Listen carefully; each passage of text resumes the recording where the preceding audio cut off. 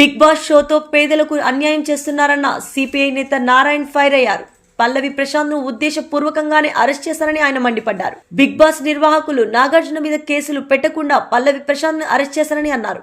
Police big boss కు ఏజెంటుగా పనిచేస్తున్నారు. పల్లవి ప్రశాంత్ ను వెంటనే విడుదల చేయాలని సిపిఐ నేత నారాయణ్ డిమాండ్ చేశారు. బిగ్ బాస్ రియాలిటీ షో వెనకన పేదవాళ్ళని ఎంత అన్యాయం చేస్తామని ఊహించావా?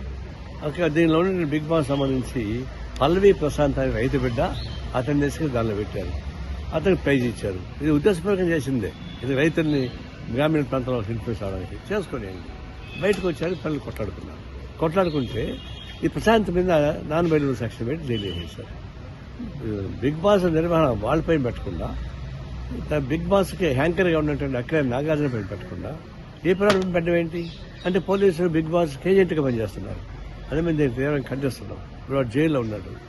తక్షణం అతను విడుదల చేయాలి.